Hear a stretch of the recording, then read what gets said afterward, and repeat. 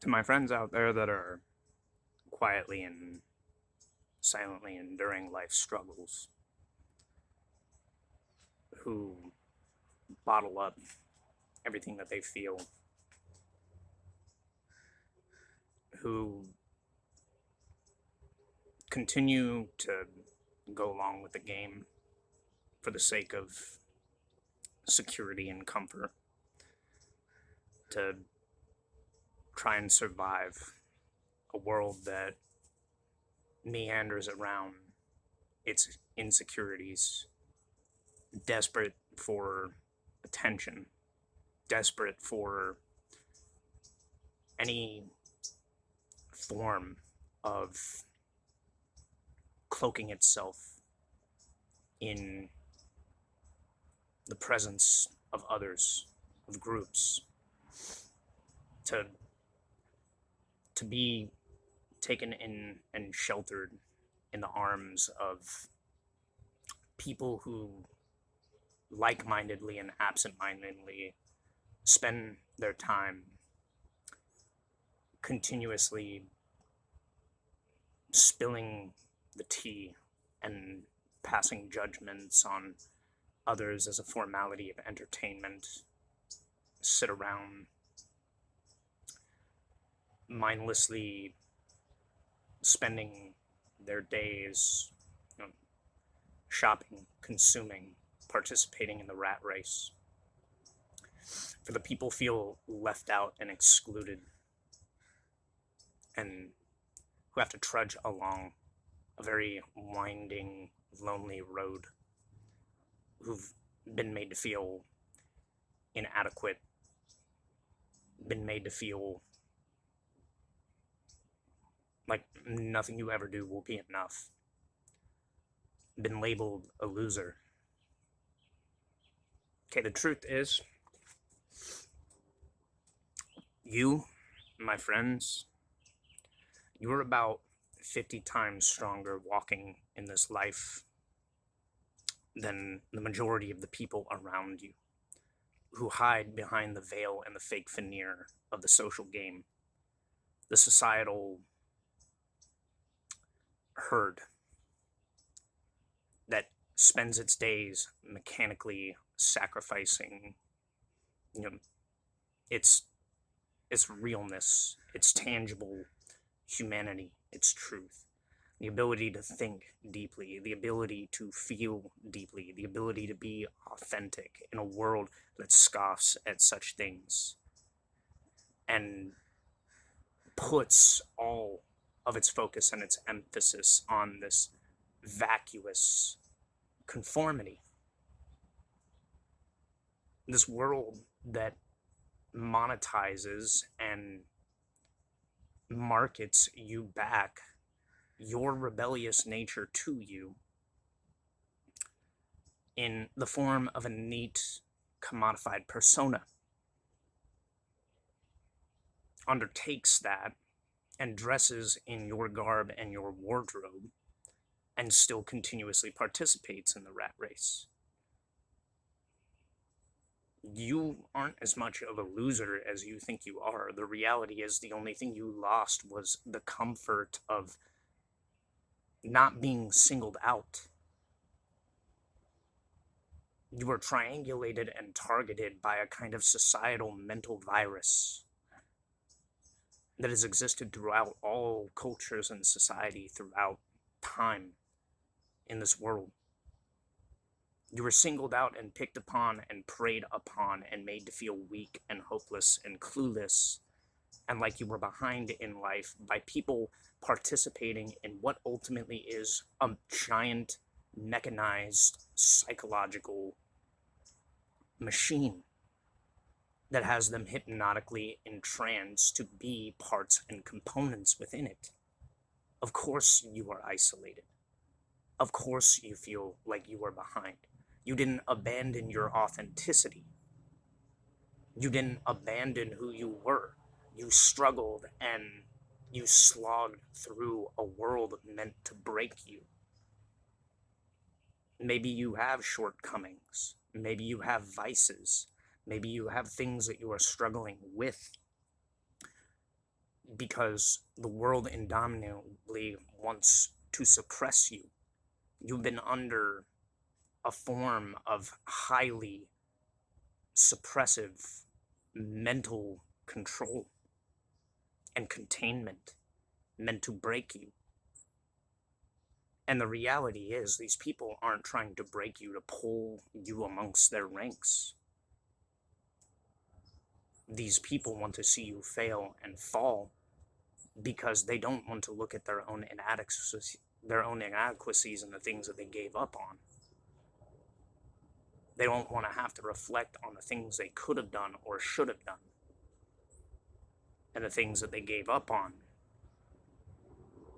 There are seasons in our life where we go through time periods of like deep contemplation, and it feels like we're regressing into the background, and we feel like we're not getting to where we need to be.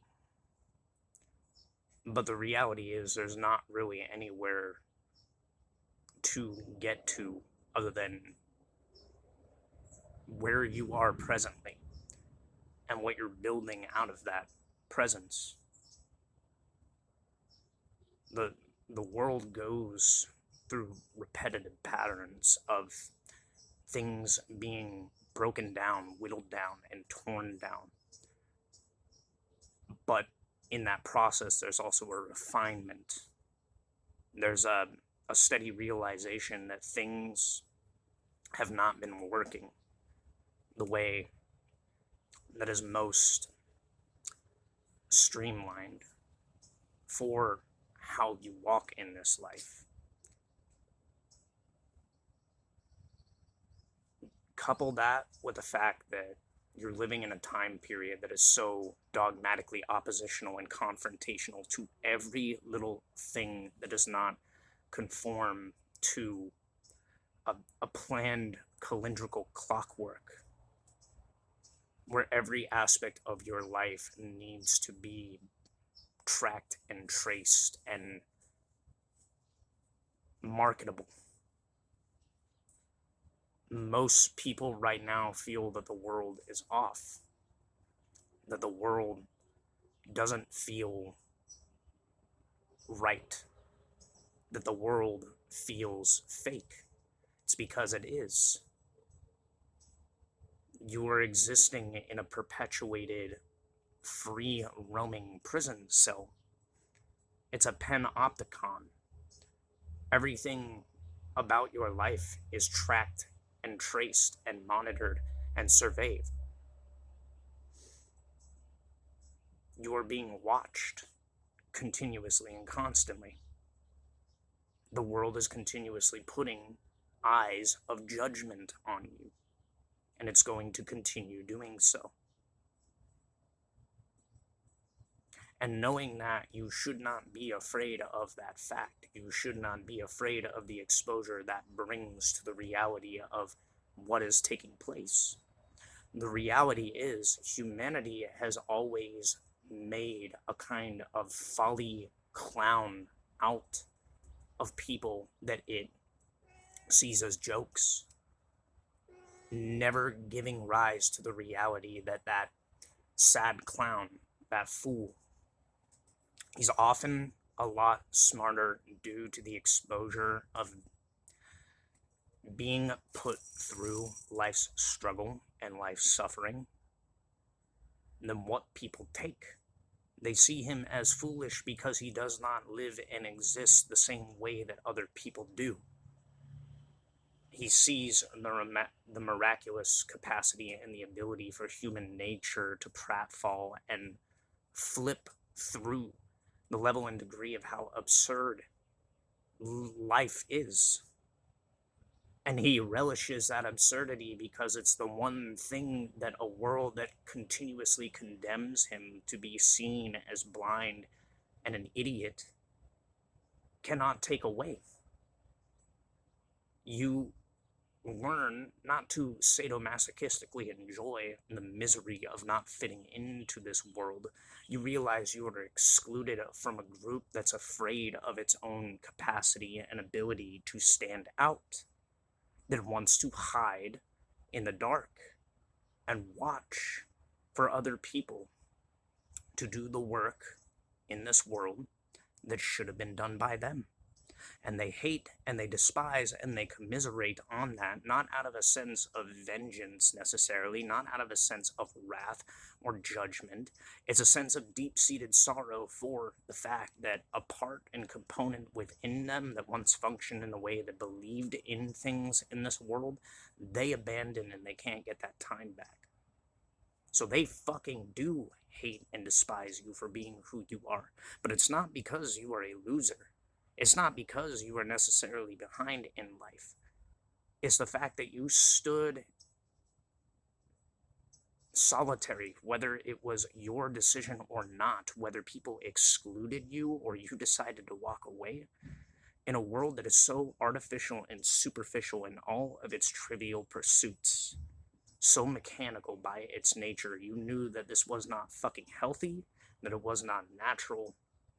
You knew, a part of you knew, this world was just a den of thieves.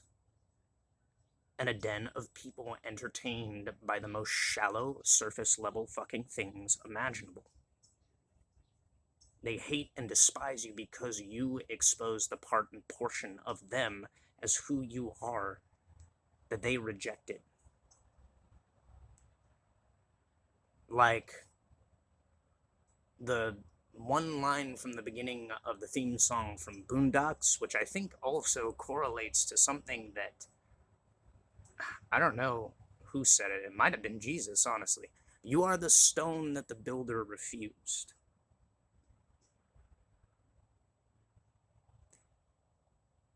You're the cornerstone, the missing component with which is needed in the foundation that holds everything together. You're the joy.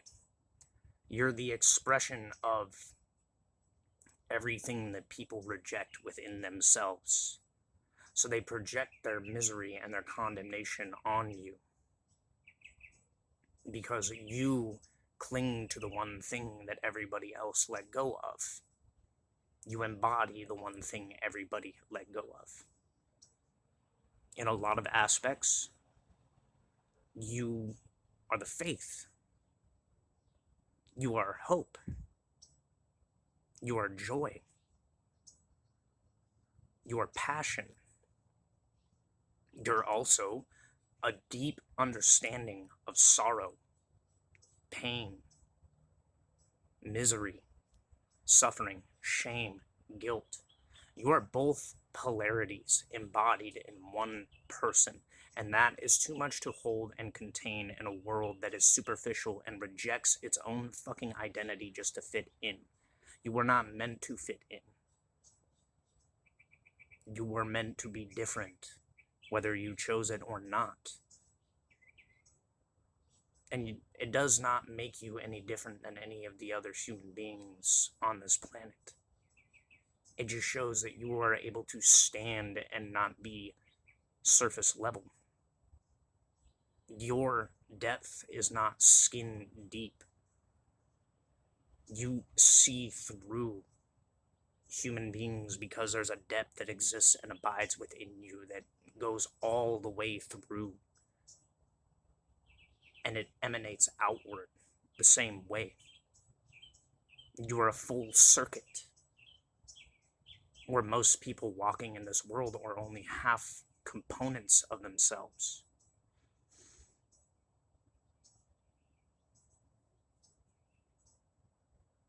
You have the things that you preserve and that you hold on to, these little treasures and trinkets of your absurdness, your silliness, your fucking audacity to be foolish in a world that continuously ideologically sequesters itself to a bunch of vacuous preconceived notions and skin-deep concepts.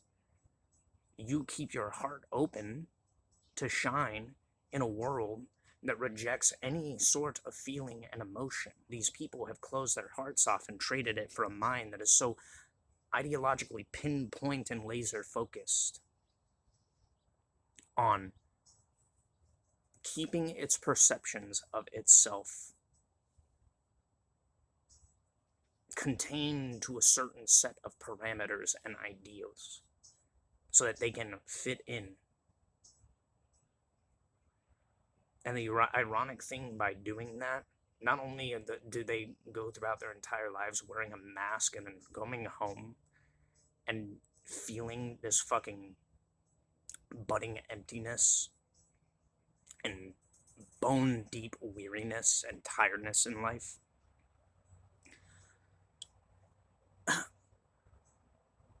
they shut their hearts off so much to a level and degree where they only ever feel a range of emotions that demands an external coddling in order to feel.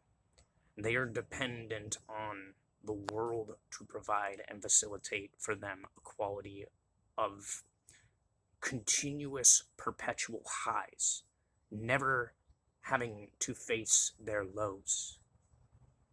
You have pratfalled and cartwheeled through both highs and lows, and nothing fucking scares you as a result of that.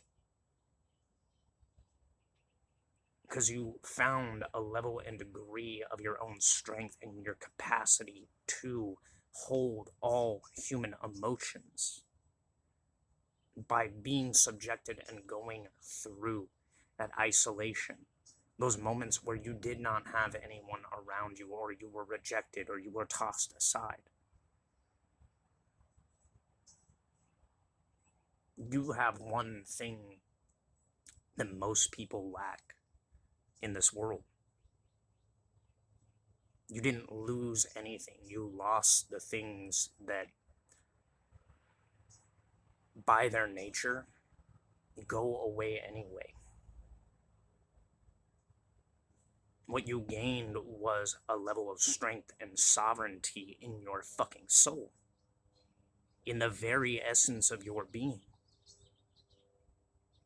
Not out of choice necessarily, but because you were pushed to the brink of extremes that nobody should have to endure, and chose to survive anyway, chose to keep going anyway, even when it felt fucking impossible. And that's the quality not of a loser, but a divine fool, a holy fool, a whole and holy total human being that is not afraid to trapeze and dance with death and misery, and the knowledge and the knowing that life is a temporary thing, but a beautiful thing, meant to be not meant to be feared, but celebrated for its beauty.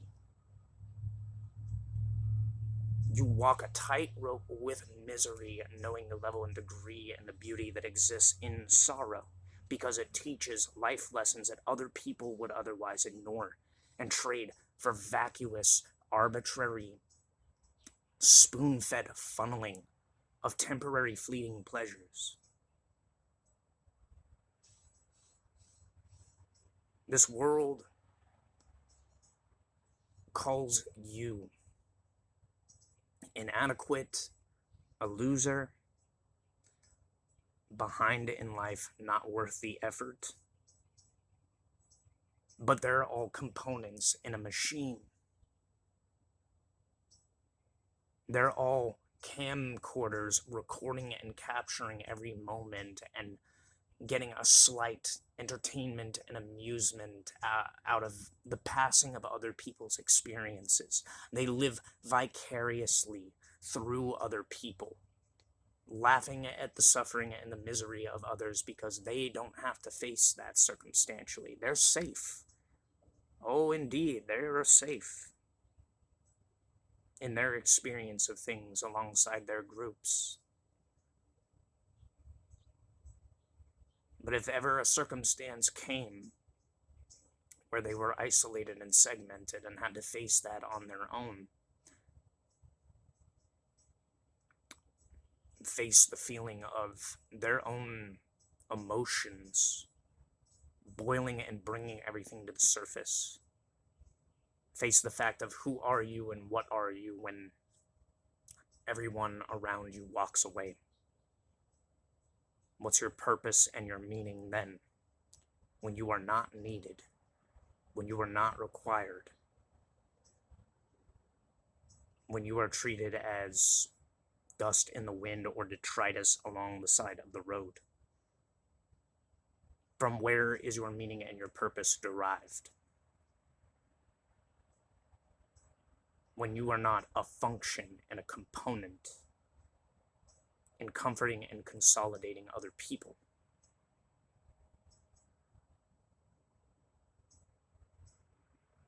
You know very deeply. You have a capacity to feel and speak your mind, not intimidated by what other people think and say. Because you realize that the majority of people parrot things already told to them. And it's all the same fucking language. Because it's the same machine speaking an algorithm of very choice words.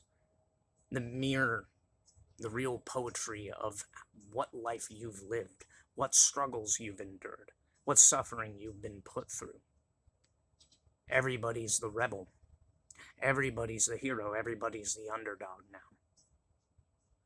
The world filmed and recorded your struggles and your suffering and your misery and learned to capitalize and market it. To everybody's the rebel, but everybody conforms rebellion to living their best life, in circumstances no different than one another. So the wave of rebellion is just a monetary wash of trying to cling to everything that you can get your hands on to ascend, being part of the re-emerging aristocratic high society of this new age. Never has rebellion been spat on in such a way where the very nature of being a rebel means to conform and adhere.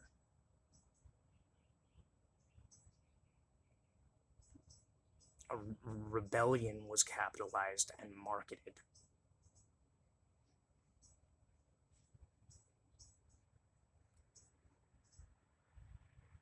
And even in that time period, there are still people who trapeze through the hardest conditions and circumstances of this life. You feel like maybe your effort and maybe what you've been struggling through and maybe what you've been attempting to preserve and do with your life and your time was in vain. No. Never. These are tools and trinkets in the bag of tricks that a fool carries along with them in the journey. They're part of the game. What people have forgotten and what people have neglected and what people have abandoned and what people despise you for is carrying the dreams that they left behind, picking them up, dusting them off, putting them in the bag, and saving them for a rainy day.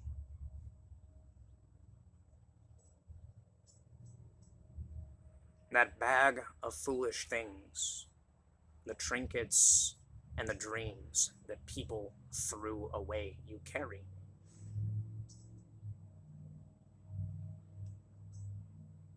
You're a very special being.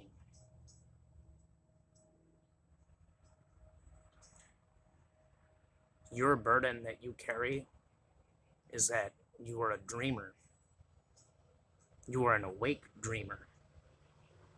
And you carry dreams and the essence of dreams with you in a world that is dead inside.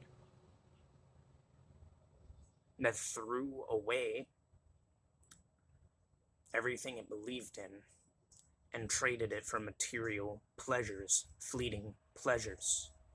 Well, now they can enjoy sitting in the audience in their creature comforts and their modest, lavish life for as long as that lasts, as the world crumbles and caves around them, and the architecture of the bread and circus and the theater begin to erode.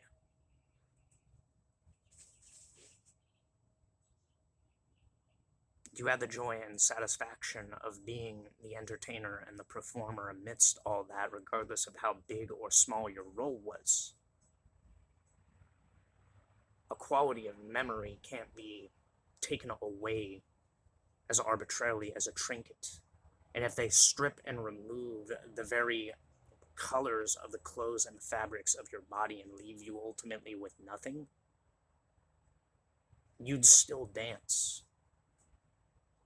You'd still cartwheel and flip, not for the satisfaction of others, but simply because you have the ability to. And they can't take that away from you. Even more so, they could restrain and tie your body down or put you in a condition where your health deteriorates. They still would not be able to recreate and remake the essence of what you are, because you had nothing to lose and nothing to gain. You took what was thrown upon you and thrown away and cast aside, no different than you were. You took it, put it in a bag, slung it over your shoulders, and walked. And did with what you could, what you were given. You made the most out of what other people threw away. You were the carrier of dreams. You were the real architect. It's just your blueprint was so unfathomable. And the time period so lost in everything it was trying to create to get its way. It couldn't fathom the scope of the castles you built in your mind, the kingdoms you built in your mind, where there were little pockets and spaces for everyone to dance in the way that you do. Despite all the rejection and the humility and the guilt and the shame and the isolation and the loneliness you were put through, in your mind you still had a place where everybody fit in, not as a component, not as a machine part, not as a living biological automaton. You left space in your castle. You left space in your kingdom where people who fell and follied and pratfalled and stumbled along the way could still be picked up and dance, could still find some semblance of juggling whatever life threw down to them. There would always be a chamber or a hallway or a corridor to cartwheel and trapeze through. There would always be a platform to catch others.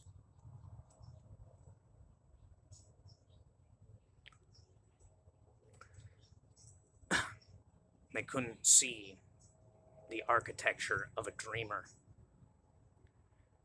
Because a dreamer, a holy fool, a whole and total human being, needs not put anything into motion, into play, save for whatever the moment requires. You realize we were in a game that was already going for a very long period of time. The deep inlaid feeling of isolation and loneliness and suffering, this life and what you have been put through, the setbacks, it comes from the reality that you realize that this is a game that's kind of already in its end cycles and stages. We're waiting to see whether or not the game changes, if we're going to pick the pieces up again and play something new. And that's the hardest game to play. Because it's very hard for a fool to sit still in a world as anxiety-inducing as this. The fool who persists in the folly becomes wise, and the wisest thing a fool can do sometimes is just not act when he realizes and recognizes the players in the current game, they're in that climactic phase and cycle where their game is coming to a close. And in that, you get to be, for once, participatory with the audience that rejected you. You get to see the players, the moves that the players are making in those final stages, even if you've already seen where the game is going and heading.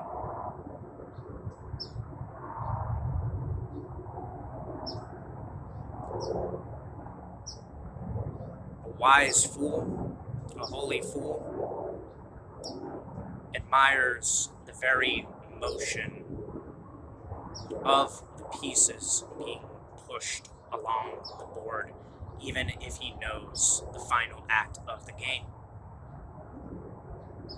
But he always holds out hope for something mischievous to happen. He wishes that for once somebody had a sleight of hand trick up their sleeve, just to make it interesting.